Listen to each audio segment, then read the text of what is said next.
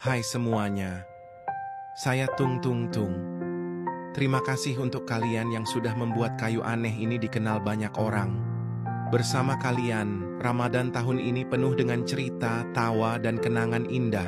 Tapi, di setiap cerita pasti ada akhirnya. Saya sangat senang sekali membangunkan kalian sahur. Hari ini, saya ingin berpamit ya. Jujur, hati ini berat, sedih rasanya meninggalkan kalian semua. Namun inilah jalan yang harus saya tempuh. Terima kasih untuk setiap momen yang kalian berikan. Untuk setiap tawa, setiap candaan, dan setiap kebersamaan.